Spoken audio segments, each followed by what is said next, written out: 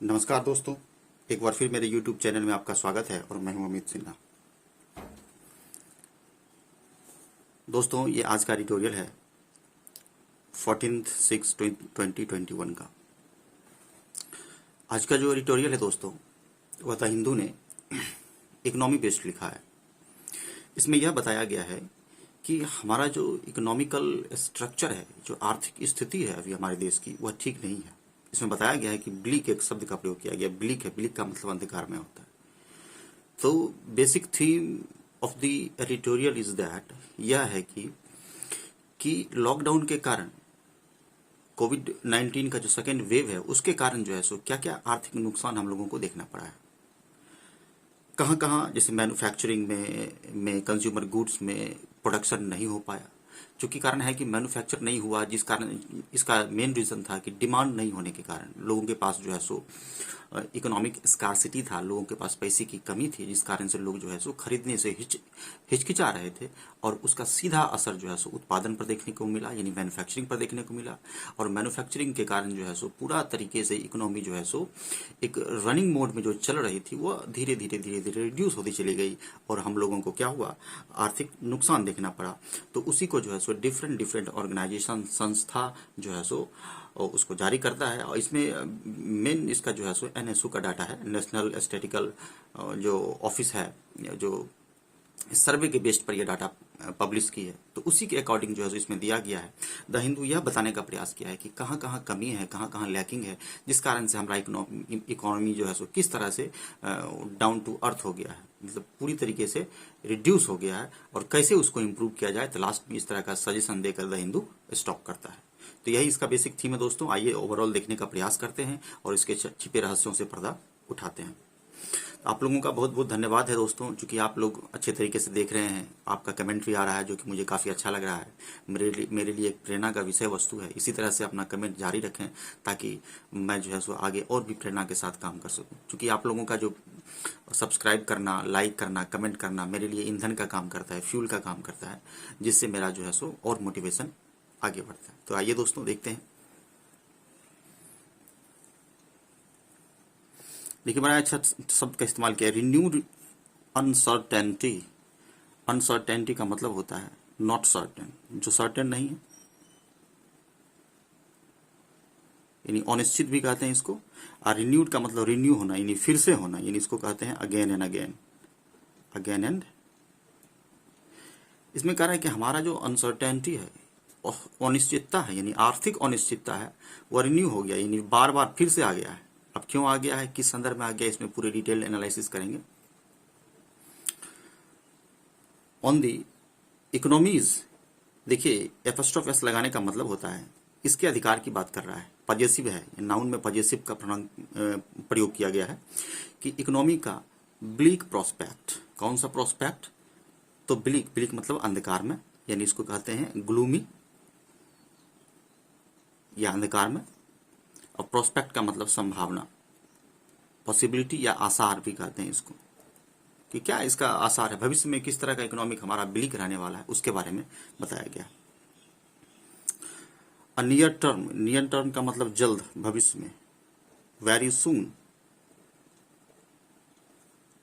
Near term revival in consumption, revival मतलब राहत, फिर से उसको पटरी पर लाना। Revival in consumption led demand, वैसा डिमांड जो कंसप्शन लेड हो, लेड मतलब बढ़ाया जाना है ना, लेड मतलब बढ़ाया जाना। कंसप्शन का मतलब जो हम लोग उपभोग करते हैं, जैसे किसी वस्तु का हम लोग जो उपभोग करते हैं, यूज करते हैं, वो कंसप्शन होता है। यानी जब हम यूज करेंगे तो उससे जो डिमांड होगा उसे हम लोग बोलेंगे कंसप्शन लेड डिमांड। एपियर्स, मालूम पड़ता है, ये एपियर्स यहाँ पर वर्ब है दोस्तों। वर्ब में कौन सा वर्ब है, सिंगुलर वर्ब है, चूंकि इसको सिंपल प्रेजेंट टेंस में बनाया है। इसका जो शब्द है, सब्जेक्ट, वो रिवाइवल है। Revival appears bleak now. अभी जो है ऐसा नहीं लगता है कि हमारा इकोनॉमी जो है रिवाइवल होगा, लॉन्ग टर्म रिवाइवल होगा, या फिर नियर टर्म में रिवाइवल होने वाला है, ऐसा नहीं लगता है। अंधकार में मालूम पड़ता है, एपियर्स ब्लीक नाउ। ठीक है, तो ये इसका जिस्ट था दोस्तों, टर्म का जिस्ट यानी सार, यानी महत्वपूर्ण बिंदु, इस पूरे पैसेज का निचोड़ है ये, इसी को जिस्ट कहते हैं। हेडिंग तो हमारा 50% कुछ न कुछ कहता है। तो आइए दोस्तों इसे देखने का प्रयास करते हैं।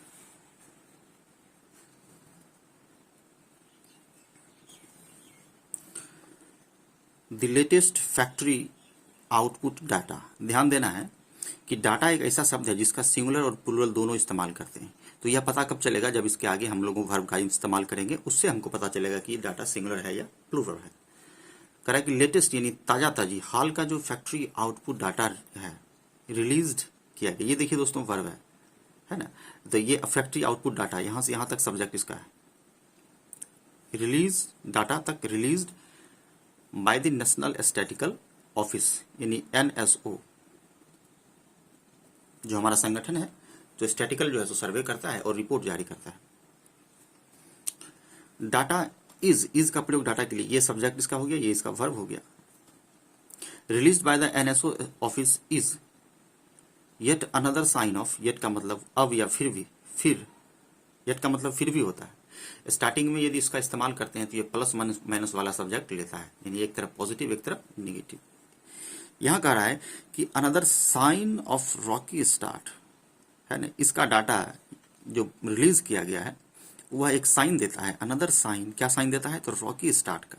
रॉकी स्टार्ट का मतलब कि पथरीला स्टार्ट होना, यानी इसका मीनिंग यहां है बाधा यानी obstacles. Sign of rocky start यानी काफी मशक्कत से स्टार्ट करना। That the economy is having in the new physical year. In the new physical year मतलब नया जो फिजिकल ईयर है, फिजिकल ईयर जो है सो अप्रैल से स्टार्ट होता है दोस्तों, फिर 31 मार्च को समाप्त हो जाता है। तो यह नया साल में जो हम लोगों को समस्या देखने को मिल रहा है या जो हमारा प्रोसेस होगा वो क्या होगा, रॉकी स्टार्ट होगा, यानी काफी मुश्किल भरा हमारा अगला सफर होगा। आर्थिक सफर हमारा क्या होगा, मुश्किल भरा होगा। यही यह कहना चाह रहा है। आई होप कि आप लोग समझे होंगे। इसके बाद देखिए हैविंग लगाया है, कंटिन्यूस टेंस बनाया है। इसके बाद V4 का प्रयोग करते हैं और हैव वर्ब है, हैव में ING लग गया तो क्या हो गया, having. April's index of industrial production, यानी कि अप्रैल का इंडेक्स ऑफ इंडस्ट्रियल प्रोडक्शन, यानी कि हमारी इंडस्ट्री में कितना प्रोडक्शन हुआ है उसको जो शो करता है वो इंडस्ट्रियल इंडेक्स शो करता है। एस्टिमेट, यहां से यहां तक एक शब्द एस्टिमेट्स नाउन है दोस्तों। लग रहा है कि वर्ब में SES लगाया है, ये वर्ब है, ये वर्ब नहीं है, नाउन है। एस्टिमेट्स यानी कि जो अनुमानित है हमारा। अब ये वर्ब इसके लिए, एस्टिमेट सब्जेक्ट हो गया, इसके लिए इसका वर्ब एस्टिमेट सो, ये plural verb, plural subject, plural verb. क्या इंडस्ट्रियल आउटपुट का जो एस्टिमेट शो करता है कि ऑल 3 सेक्टरल कॉन्स्टिट्यूएंट्स, कि सारे जो 3 सेक्टरल कॉन्स्टिट्यूएंट है, कॉन्स्टिट्यूएंट का मतलब होता है घटक या पार्ट, हिस्सा, यानी सेक्टर का जो हिस्सा है, सारे सेक्टर का जो हिस्सा है इंडेक्स का। जैसे कौन कौन सेक्टर, जैसे माइनिंग, माइनिंग मतलब खुदाई, मैन्युफैक्चरिंग जो उत्पादन होता है मैन्युफैक्चरिंग, एंड इलेक्ट्रिसिटी यानी बिजली। ये 3 जो हमारा सेक्टर कॉन्स्टिट्यूएंट है, यानी कि सेक्टर का जो एक हिस्सा है हमारा। सफर्ड रिवर्स, सफर्ड मतलब परेशान होना, रिवर्स का मतलब विपरीत, उल्टा, यानी कि हमारा यह तीनों जो सेक्टर है माइनिंग, मैन्युफैक्चरिंग और इलेक्ट्रिसिटी, ये क्या हुआ है, सफर्ड हुआ है, यानी कि बहुत परेशान हुआ है।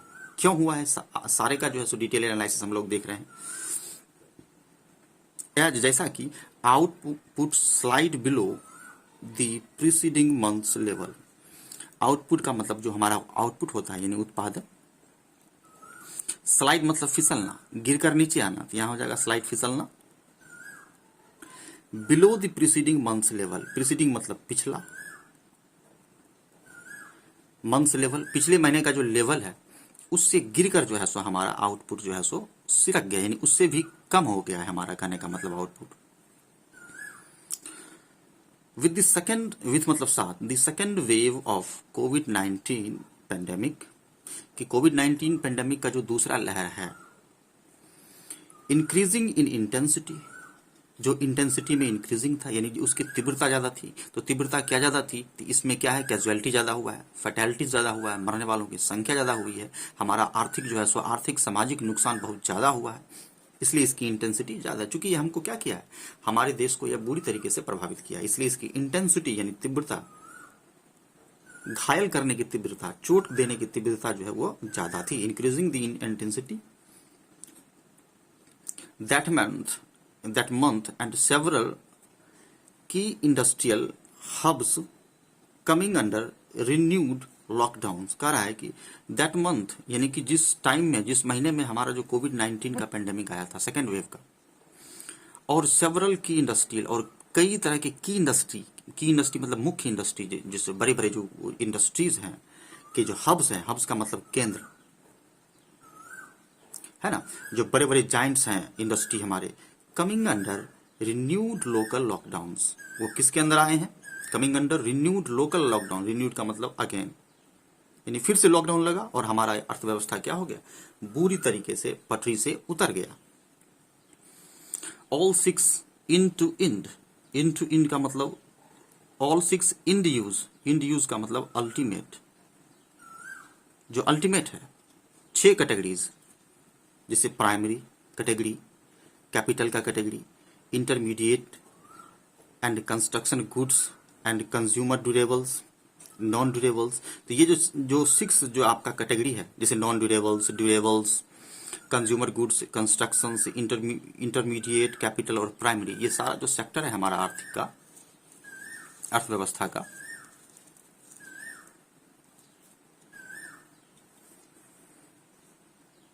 Non durables induced month on month contraction, महीने दर महीने, मंथ ऑन मंथ, महीने दर महीने कंट्रैक्शन दिख रहा है। कंट्रैक्शन का मतलब सिकुड़ना, यानी यहां पर छोटा होना, कमी होना। इंड्यूर का मतलब सहना, बर्दाश्त करना। तो यहां पर हो जाएगा हमारा इसका मीनिंग सफर करना, यानी झेलना, सफर, SUFFER। यानी हमारे ये 6 सेक्टर जो है वो क्या कर रहा है? इंड्यूर मंथ ऑन मंथ कंट्रैक्शन, दिन ब दिन हमारा 6 सेक्टर का कंट्रैक्शन हो रहा है, यानी उसकी जो कैपेसिटी है going to reduce day by day the capacity of all the 6 sectors. Why? Because what is the reason behind it? The reason behind is the severe wave of कोविड-19, especially the second wave, है ना, specially the second wave, जो दूसरा लहर है उसके बारे में बात कर रहा है। तो हमने देखा कि मंथ बाय मंथ हमारा कंट्रैक्शन हो रहा है इस सारे सेक्टर में। अब देखिए मैन्युफैक्चरिंग, यानी जो उत्पादन करने वाला जो हमारा यूनिट है, जिसमें जैसे बिजली मैन्युफैक्चरिंग करता है, तो manufacturing which accounts for 77.6% in IIP के बारे में बताया गया कि इंडेक्स ऑफ इंडस्ट्रियल प्रोडक्शन, जो इंडस्ट्रियल प्रोडक्शन का इंडेक्स है, जो जांच करता है कि कितना हुआ है, कि मैन्युफैक्चरिंग का योगदान, अकाउंट फॉर का मतलब होता है हिस्सा होना या योगदान होना, इसको कह सकते हैं हम लोग हिस्सा होना या कॉन्ट्रीब्यूशन होना। 77.6%, 77.6% IIP में इसका हिस्सा है। किसका? मैन्युफैक्चरिंग का। 100 ये वर्ब है, देखिए दोस्तों, इसका सब्जेक्ट मैन्युफैक्चरिंग है। कि मैं कोमा लगाकर बताए हैं कि कोमा लगने के बाद सब्जेक्ट पहचानना हमको आसान हो जाता है। तो मैन्युफैक्चरिंग 100, क्या देखा गया मैन्युफैक्चरिंग में? प्रोडक्शन श्रिंक 12.6% फ्रॉम मार्च, कि कितना श्रिंक हुआ है? श्रिंक मतलब सिकुड़ना या घटना, कितना रिड्यूस हुआ है? 12.6% फ्रॉम मार्च से 12.6% की कमी देखी गई है। किसमें? मैन्युफैक्चरिंग में। एंड कॉन्ट्रीब्यूटेड, और एक बात बताए हैं दोस्तों कि एंड के बाद जो वर्ब होता है सेम कंडीशन में होता है। एंड के बाद देखिए वर्ब का तीसरा रूप लगाया है, वर्ब का दूसरा रूप लगाया है, एंड से पहले वर्ब 100 है, तो 100 और कंट्रीब्यूटेड दोनों एक जैसा होगा, जिसका रैपिडली यूज कॉमन एरर बनाने में हम लोग करते हैं। And contributed significantly to 13% sequential contraction. Sequential का मतलब इन ऑर्डर, एन ऑर्डर, एक क्रम में, या इसको क्रमिक भी कहते हैं, कि significantly to 13% sequential contraction in overall industrial output. हमारा जो ओवरऑल इंडस्ट्रियल आउटपुट है, लेकिन पूरा मिलाकर जो इंडस्ट्री से आउटपुट होता है, जो उत्पादन होता है, उसमें कंट्रैक्शन, सिक्वेंसल कंट्रैक्शन, ये क्रमिक, यानी क्रम बाय क्रम, यानी बार बार रेगुलर कंट्रैक्शन देखने को मिला है, कमी देखने को मिला है। कितना? तो 13%। ठीक है। The NSO advice, national statistical office, जो हमारा सांख्यिकी संगठन है, advice against drawing year on year comparison. क्या एडवाइस किया है? सब्जेक्ट के बाद वर्ब का दूसरा रूप plus object. Advice against drawing year on year comparison, यानी कि साल दर साल तुलनात्मक अध्ययन करके ड्रॉ किया है ये, है ना। NSO साल, पिछले साल, उसके पिछले साल, इस तरह से कंपैरिजन करके डाटा एनालिसिस किया है। वही कह रहा है कि drawing year on year comparison, year on year comparison करके ड्रॉ किया है, विच, जो इट सेड, इसने कहा, इट का प्रयोग एनएसओ के लिए हुआ है कि एनएसओ ने कहा है, पास्ट में बनाया है, सब्जेक्ट के बाद वर्ब का दूसरा रूप। It said would be affected by, would का प्रयोग बता चुके हैं दोस्तों की संभावना में, भविष्य में किसी चीज की संभावना होने वाली होती है उसमें ज्यादातर इसका प्रयोग करते हैं।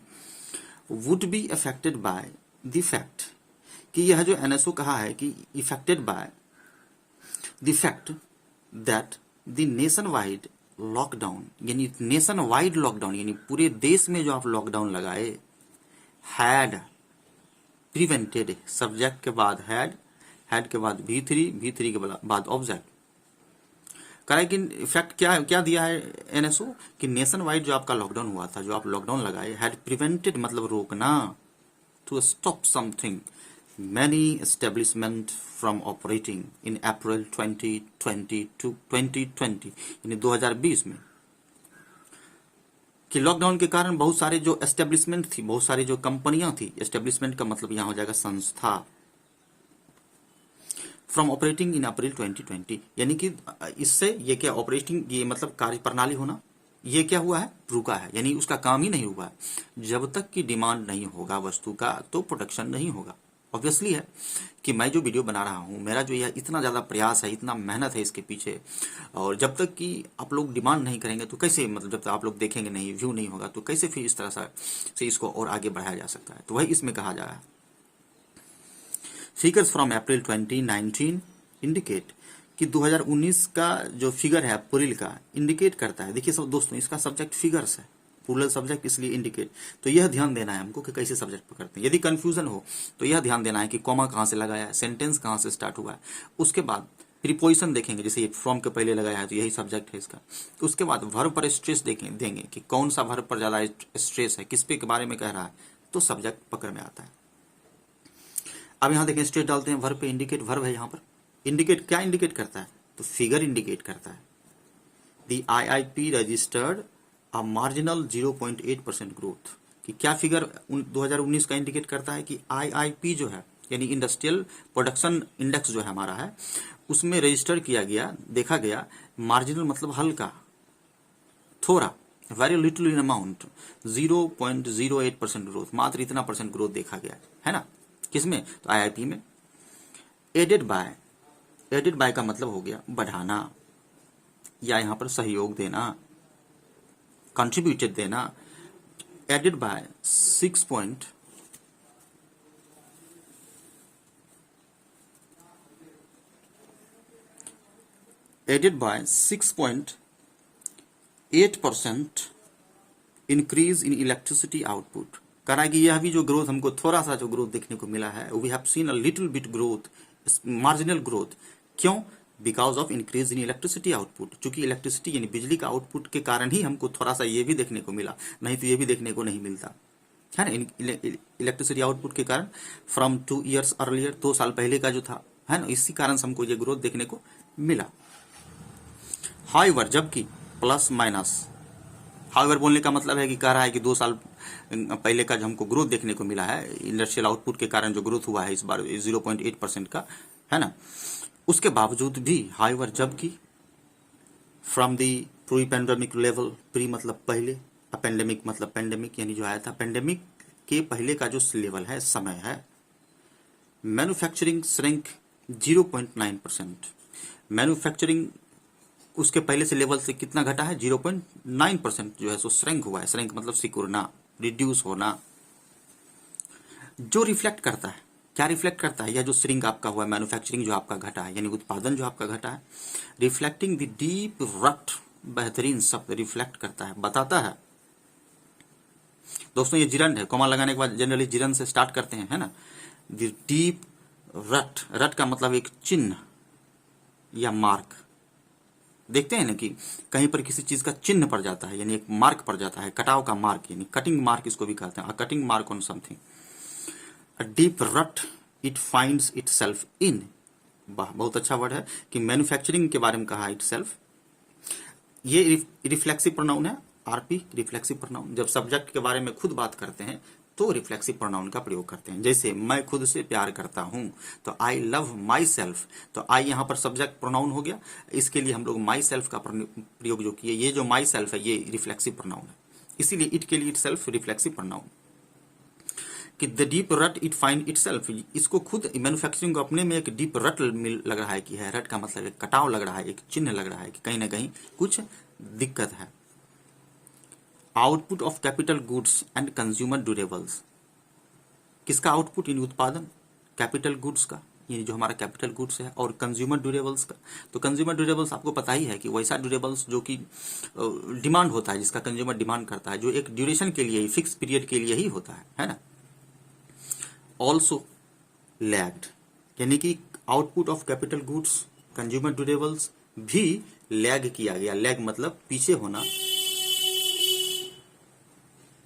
है ना, इसमें भी लैगिंग देखा गया, यानी इसमें भी कमी देखा गया। हम लोग सिर्फ कमी ही देख रहे हैं, सिर्फ यहाँ पर थोड़ा सा देखें कि मैन्युफैक्चरिंग इसमें देखें कि मार्जिनल ग्रोथ जो हुआ था आईआईपी में रजिस्टर्ड हुआ था इलेक्ट्रिसिटी के कारण, अदरवाइज हम लोग सारा लैगिंग ही देख रहे हैं। दी कोरोस्पॉन्डिंग 2019 लेवल, कोरोस्पॉन्डिंग का मतलब हो गया सिमिलर, एक जैसा, यानी 2019 के लेवल के जैसा ही हम लोगों को कमी देखने को मिला बाय 14.3% एंड 11.6%, है ना। 14.3% एंड 11.6%, 14.3% और 11.6% कॉरस्पॉन्डिंग यानी सिमिलर वे में।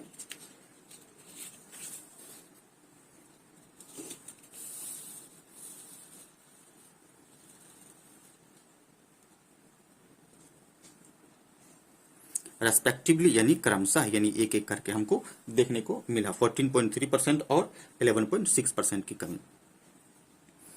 सिग्नलिंग दैट, सिग्नल देता है कि यह जो कटाव है, यह जो कमी है, यह जो रट है, RU टू रट देखने को मिला, हमको चिन्ह जो मिला है, कटाव का चिन्ह जो मिला है, सिग्नल करता है कि द आउटलुक फॉर इन्वेस्टमेंट, कि इन्वेस्टमेंट यानी निवेश, आउटलुक का मतलब दृष्टि या नजरिया, इन प्रोडक्शन में, यानी कि अब कहने का बात है कि यदि आपको किसी चीज में बेनिफिट होगा तभी तो आप उसमें इन्वेस्ट करेंगे ना। ये बेनिफिट नहीं होगा तो इन्वेस्ट क्यों करेंगे? जब मार्केट डिमांड नहीं है तो इन्वेस्टमेंट नहीं होगा, लोग इन्वेस्टमेंट करना नहीं चाह रहे थे। वही कह रहा है कि सिग्नल करता है कि outlook for investment in production capacity, हमारा जो प्रोडक्शन कैपेसिटी का जो इन्वेस्टमेंट है उसका जो आउटलुक है, एंड डिस्क्रिशनरी कंजप्शन जो भी है, हमारा जितना भी बहुमूल्य कंजप्शंस है, रिमेन डिसकंसर्टिंगली वीक। डिसकंसर्टिंगली का मतलब हो गया दयनीय होना, वीक होना, प्रभावित होना। वो क्या बना हुआ है? तो वीक बना हुआ है, यानी कमजोर बना हुआ है। Production subject, consumption verb, remain verbs का, तो ये क्या बना हुआ है? हमारा दयनीय बना हुआ है। Outlook for the investment in production. तो ये पैराग्राफ था दोस्तों, आई होप कि आप लोग समझे होंगे। आगे हम लोग बढ़ते हैं।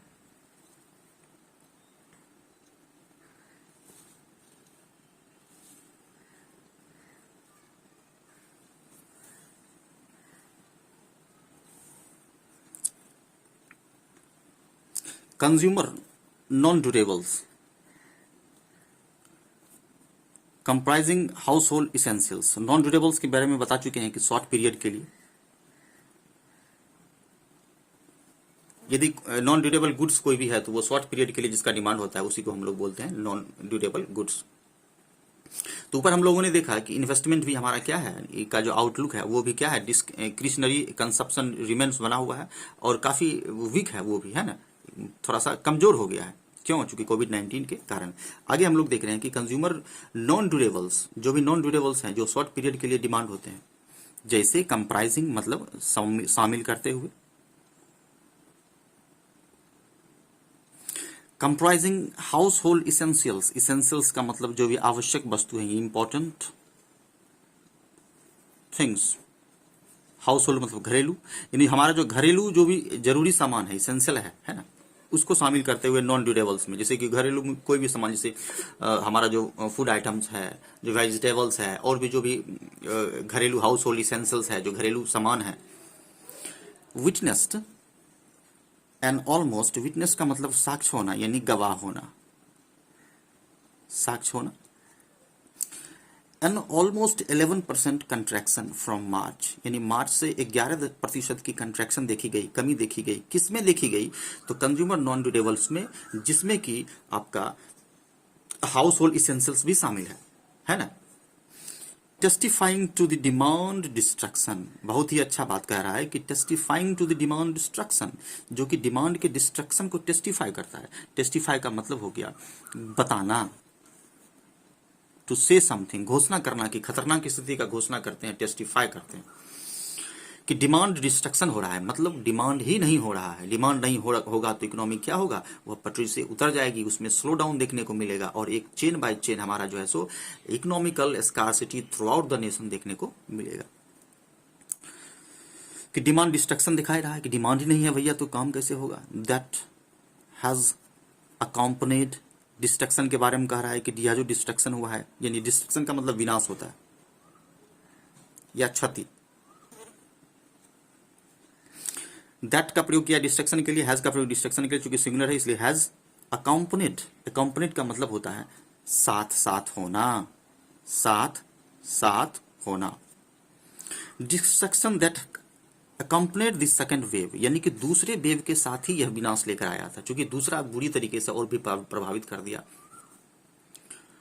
टू बी श्योर होने के लिए क्या यहां से सेंटेंस आगे बता रहा है कि to be sure the IIP, जो हमारा इंडस्ट्रियल जो है सो इंडेक्स जो है सो अराइव्स यहाँ वर्ब है, with a lag of 6 weeks. कह रहा है कि हमारा जो आईआईपी का जो डाटा आया है ना, आया है, अराइव्स आया है with a lag of 6 weeks, 6 हफ्तों के लैग के बाद आया है। लैग मतलब पीछे होना, यहां हो जाएगा देरी या कमी, delay.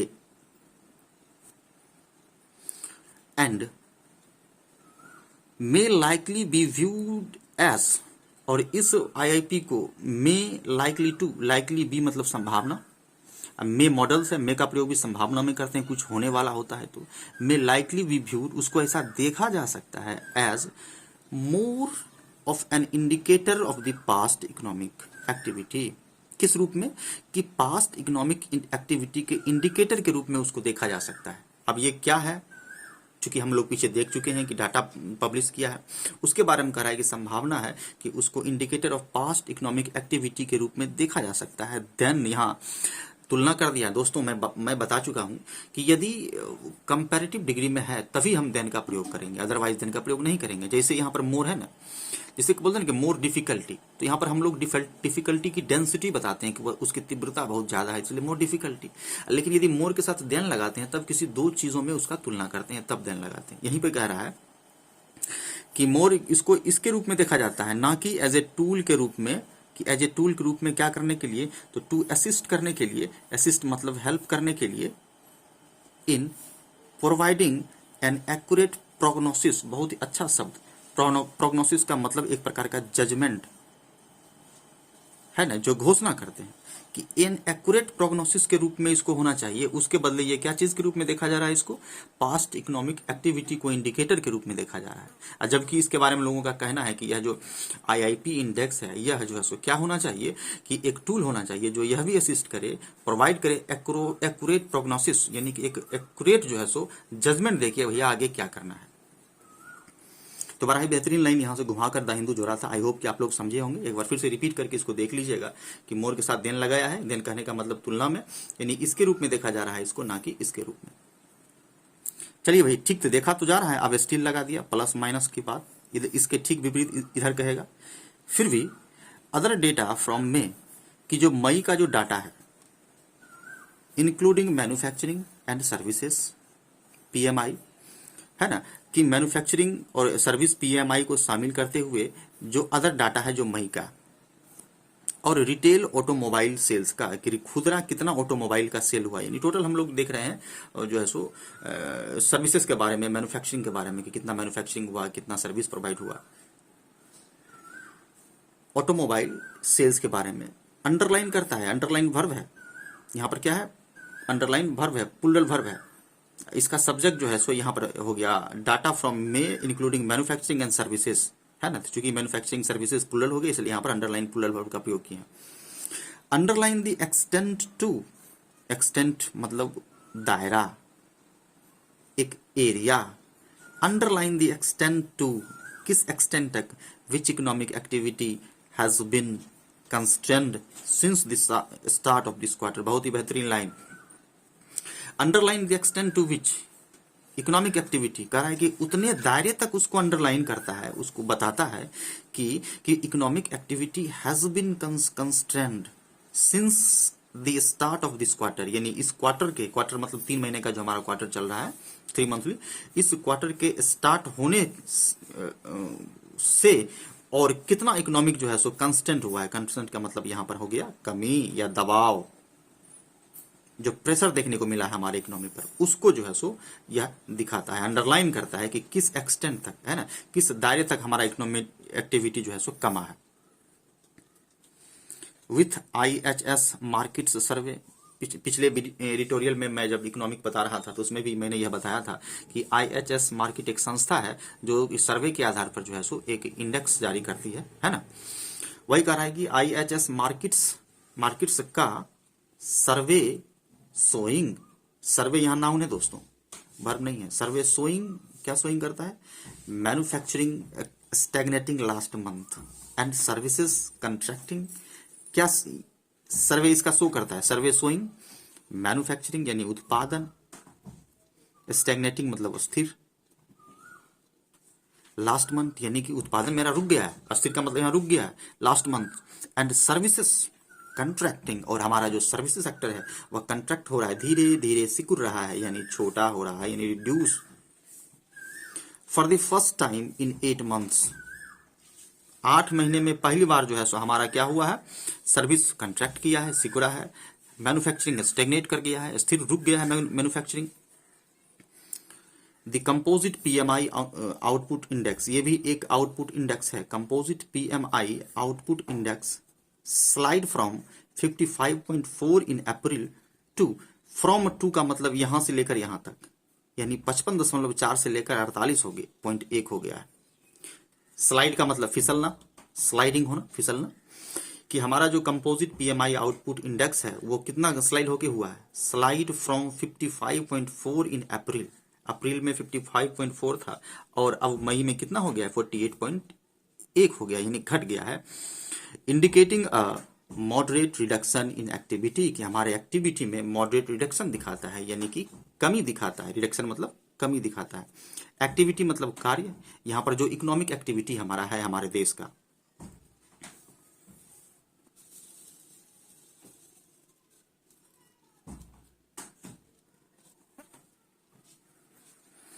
New vehicle registration more than half in May, half मतलब आधा, 1/2, है ना। कह रहा है कि हमारा जो नया व्हीकल का जो रजिस्ट्रेशन है, उसका जो रजिस्ट्रेशन पंजीकरण है, more than half in may from previous month, पिछले मंथ की तुलना में इस बार मई में क्या हो गया है, आधा हो गया, क्योंकि कारण है कि मैन्युफैक्चरिंग नहीं होगा तो रजिस्ट्रेशन कहां से होगा, लोगों का डिमांड घटा है। अनदर टेल साइन, बहुत ही अच्छा शब्द, टेल साइन का मतलब सीक्रेट साइन, रहस्यमय या गुप्त, सीक्रेट यानी इसको बोलते हैं गुप्त।